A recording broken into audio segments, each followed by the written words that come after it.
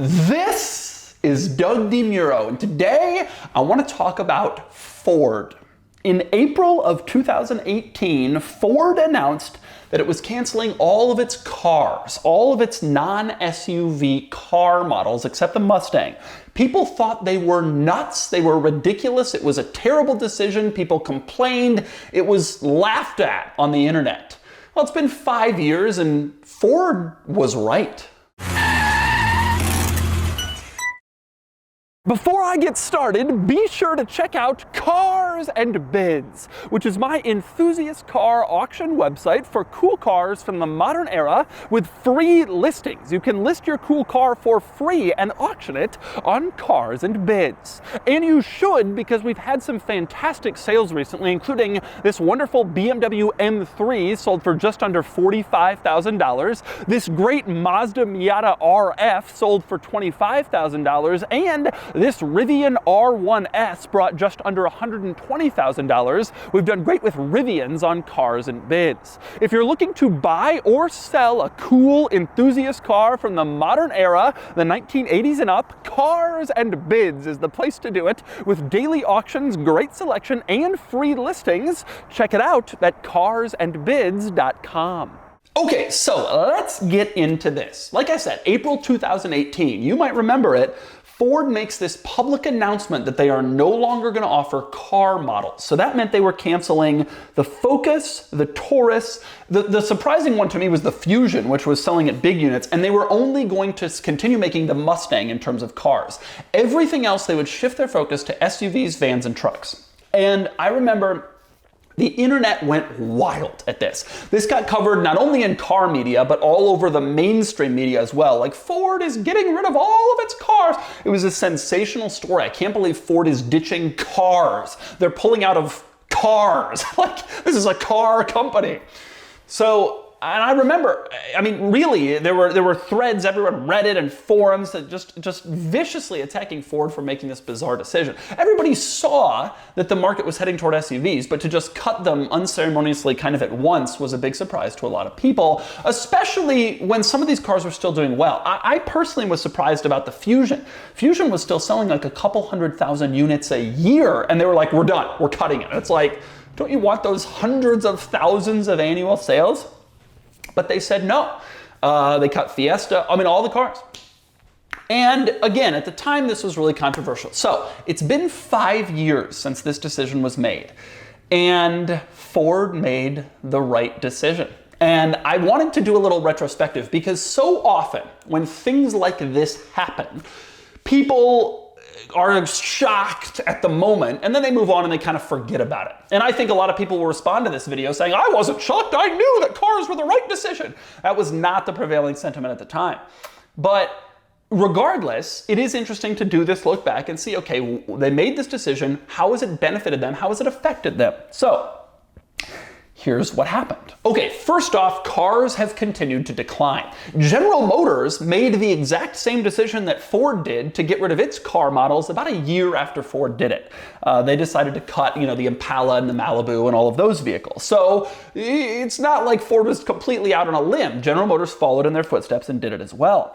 And the car market in general has continued to decline. People don't want cars like they want trucks and SUVs. It's just become like a permanent shift in the interest base in consumers. And not only has the market continued to shift, and not only have other brands followed in Ford's footsteps, but, and I think this is the key thrust of this video, by doing what Ford did, it allowed them to focus all of their energy on trucks and SUVs and not be spread so thin in a wide market, some of which wasn't really getting that much interest, aka cars. So in other words, instead of like making decent products around a 20-car product line, you focus on 10 hot products and you just kill it, you knock it out of the park.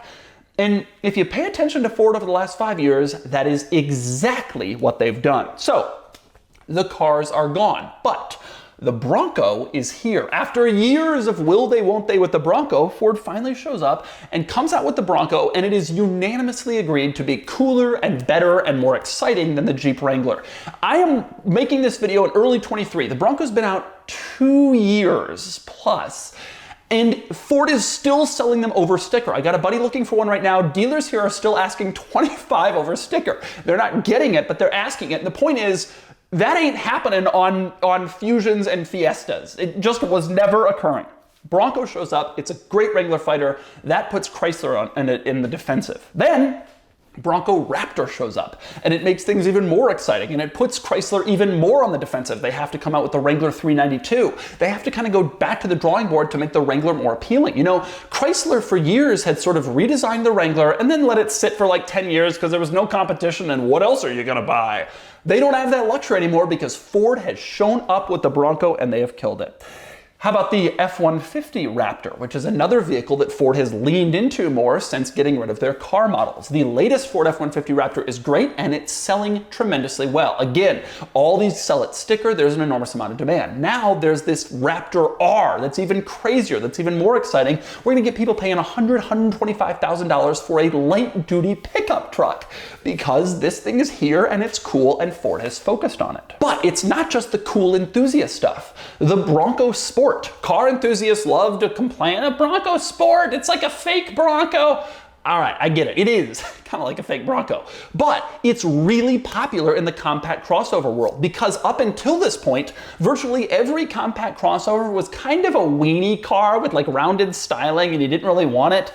And then the Bronco Sport shows up and it like has the Bronco name and the Bronco boxy styling and everybody's like, cool, here's a compact crossover I can drive and not look like kind of a loser and also kind of like a general everyday boring crossover driver. And for that reason, I love the Bronco Sport. I get that it's not like the enthusiast car, but if you think about the car for its segment, I think this thing does great. It was a brilliant idea, and it's another car that Ford has sold in massive, massive units. Then we have the Maverick. Here's a vehicle that is like segment busting, that no one else has really been able to come out with a competitor to, a tiny compact truck that's affordable. We do have the Hyundai Santa Cruz in addition, but it's less usable and less affordable. It's more of a lifestyle thing.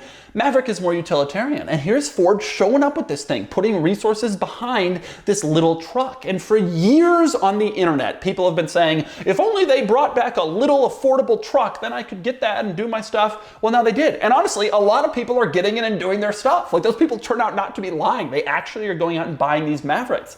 And they're really desirable. The hybrid ones get great mileage. There's now this off-road Tremor version. They're all reasonably practical, good-sized interiors. This is a great product. And frankly, it's the same deal with the Ranger. Now, this is a little bit different because the Ranger was already being sold overseas and they just kind of brought it here and we're sort of awaiting a new one. But again, this is Ford returning to this segment where they had been popular before and going after established vehicles like the Tacoma and the Chevy Colorado. And they finally have like a real competitor in this segment that they're finally putting some resources behind. Also true of the new Ford Explorer. You know, the Explorer had this big redesign in the early 2010s. And it was starting to get pretty old, and it was going to take significant investment to bring it up to where it needed to be to compete.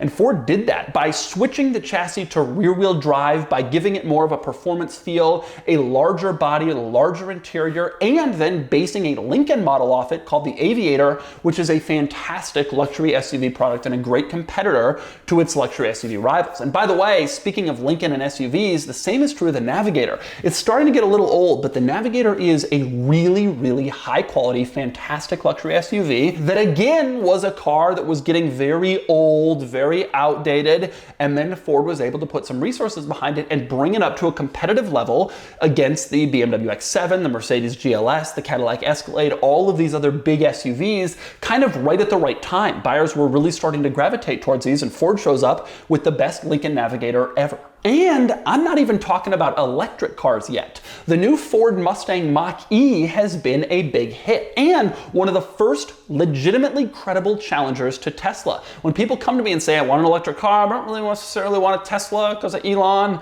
I say to them, you gotta go look at a Mach E. The Mach E is like a Model Y. It has a lot of the same stuff. The tech is really great. There's no Elon.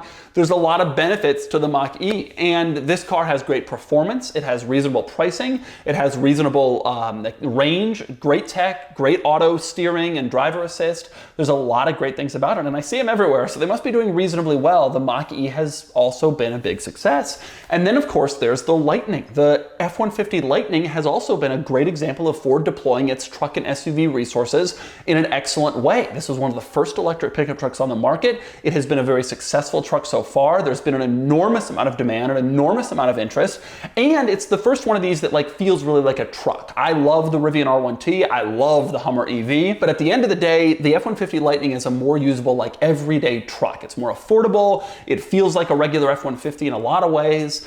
And that was a great, great decision by Ford, and bringing it to market at this level and this quickly was also excellent use of resources by Ford. The reason I mention all of these vehicles is because they are all new trucks and SUVs that have come out since the announcement that Ford was going to be switching away from cars toward trucks and SUVs. And this is a big deal because Ford was able to develop these vehicles in part because they weren't spread so thin, focused on cars that increasingly people weren't buying. If you're thrilled that there's a Bronco Raptor, thank the Ford Fiesta for going away. If you're happy that the Lightning came to market before almost every other electric truck, thank the Focus for no longer diverting engineering resources. Ford was able to focus on the vehicles that they knew consumers would want and then make them especially great.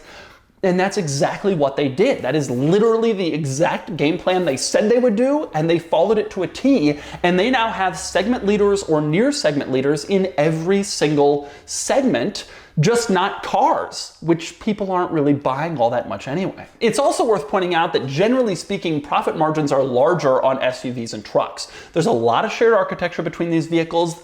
People are generally willing to pay more for SUVs and trucks because they think they're getting more, and margins tend to be higher. So Ford presumably is also making a ton of money in addition to selling some excellent products. It was a total win-win, and it really vindicates their decision to go away from cars and put more focus on making the best versions of trucks and SUVs that they could. And they absolutely have. Now, I want to make one last point here. This was a risky pivot. In early 2018, I don't really think you could say cars are done. It's becoming more and more clear, but it was 4.5 years ago, 5 years ago, it was a risky move.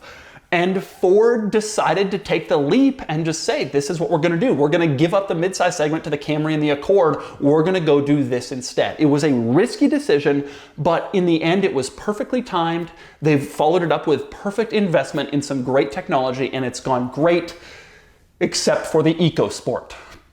Goodbye, everyone.